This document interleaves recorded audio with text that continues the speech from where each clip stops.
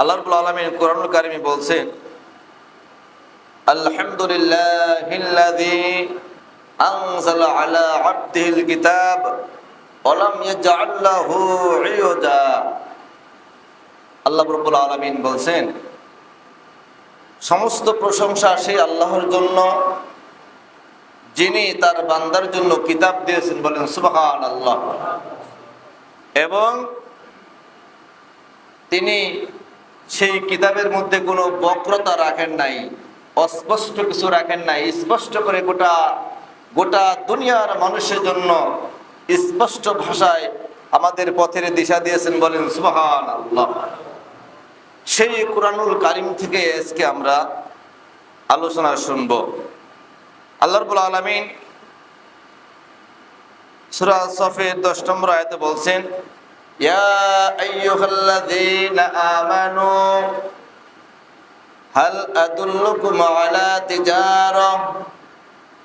ও আমার বান্দারা, ও আমার ঈমানদারেরা, মুসলমানেরা, হাল আদুল্লুকুম আলা তিজারা, আমি কি তোমাদের এমন একটা ব্যবসার কথা বলবো না, তুনজিকুম মিন আযাবিন আলীম, যে ব্যবসা করলে কাল কিয়ামতের ময়দানে মানুষগুলা বিভীষিকাময় কঠিন অবস্থানের মধ্যে, হাসরের ময়দানে সূর্যটা মাথার আধা উপরে চলে আসবে, যেই সময় বাপ তার সন্তানকে চিনবে না, স্ত্রী তার স্বামীকে চিনবে না, পিতামাতা তার সন্তানকে চিনবে না। এই বিভীষিকাময় অবস্থায় রব্বুল আলামিন বললেন, এই কঠিন মুহূর্তে, আযাবের মুহূর্তে যে ব্যবসা তোমাকে নাজাত দিতে পারে, যে ব্যবসা তোমাকে জাহান্নামের আযাব থেকে রক্ষা করতে পারে, আল্লাহ বলছে, হাল আদুল্লুকুম আলা তিজারা, আমি কি তোমাকে এমন একটা ব্যবসার কথা বলে দেব না, এমন একটা ব্যবসার কথা বলে দেব না যেই ব্যবসা করলে কিয়ামতের ময়দানে আযাবিন আলীম, কঠিন আযাব থেকে রক্ষা পাওয়া যায়। এই ব্যবসা আমাদের সবার জানা দরকার আছে না নাই? আল্লাহ রাব্বুল আলামিন বললেন, ব্যবসা যদি করতে চাও, আল্লাহ রাব্বুল আলামিন ব্যবসার জন্য নির্দেশনা দিয়ে দিল, যারা ঈমানদার হবে তারা ব্যবসা করবে কার সঙ্গে? কার সাথে? কার সাথে ব্যবসা করবে? আল্লাহর সাথে ব্যবসা করবে। ঈমানদার থেকে ব্যবসার কথা বলছে আল্লাহ, বলছে ইয়া আইয়ুহাল্লাযীনা আমানু, ঈমানদার যারা, তারা ব্যবসা করবে আল্লাহর সঙ্গে। ব্যবসার মধ্যে কয়েকটা মূলধন থাকা লাগবে। আল্লাহ রাব্বুল আলামিন 11 নম্বর আয়াতে প্রথম বলে দিল, 1 নম্বর পুঁজি হলো তুমিনুনা বিল্লাহ। 1 নম্বর পুঁজি কি? আল্লাহর প্রতি ঈমান। যারা বলেন কার প্রতি? আল্লাহর প্রতি ঈমান আনা লাগবে।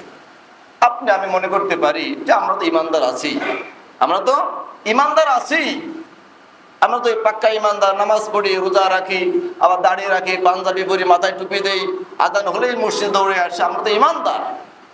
আল্লাহ ঈমানদারদেরকে আবার বলছে তুমিনুনা বিল্লাহ, যারা ঈমানদার তাদেরকে আল্লাহ বলছে তুমিনুনা বিল্লাহ, আল্লাহর প্রতি ঈমান আনা লাগবে। ঈমানটা কেমন হতে হবে? ঈমানটা হলো 4টা বিষয়ের সমন্বয় হয় ঈমান। 4 বিষয়ের নাম হলো ঈমান। 4টা বিষয়, 4টা গুণ যদি আপনার ভিতরে থাকে, আপনি যদি 4টা বৈশিষ্ট্যের অধিকারী হতে পারেন, তাহলে আল্লাহ রাব্বুল আলামিন আপনার জন্য ব্যবসার কথা বলে দিয়েছেন। আল্লাহ রাব্বুল আলামিনের সঙ্গে আমরা যদি, ঈমানদারেরা যদি 4টার সঙ্গে, 4টা ঈমানের সঙ্গে সম্পৃক্ত রেখে ব্যবসা যদি আল্লাহর সঙ্গে করতে পারি, আল্লাহ রাব্বুল আলামিন আমাদের সঙ্গে কমিটমেন্ট করেছে, কিয়ামতের ময়দানে কঠিন আযাব, জাহান্নামের আযাব আমাদের পাকড়াও করতে পারবে না। আযাব থেকে মুক্ত করে জান্নাতে যিনি দেবেন তিনি কে? আল্লাহ রাব্বুল আলামিন। তাহলে ঈমানদার হওয়া লাগবে। ঈমানদার হওয়ার জন্য 1 নম্বর বিষয় হলো, ঈমানদার হওয়ার জন্য 4টা বিষয় দরকার। এর মধ্যে 1 নম্বর বিষয় হলো আল্লাহর কর্তৃত্বের উপরে বিশ্বাস করা লাগবে। কিসের উপরে? আল্লাহর কর্তৃত্বের উপরে, আল্লাহর জাতের উপরে বিশ্বাস করা লাগবে। আল্লাহর কর্তৃত্বটা কি? আল্লাহর কর্তৃত্ব হলো আল্লাহ রাব্বুল আলামিন এক। যারা বলেন কি? এক।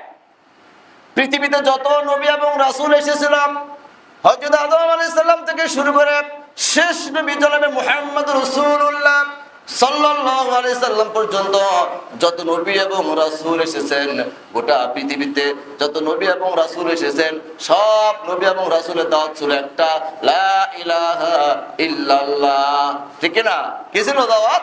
লা ইলাহা ইল্লাল্লাহ, আল্লাহ এক, তার কোনো অংশীদার নাই, কারো শরীক নাই, তার সমকক্ষ কেউ নাই।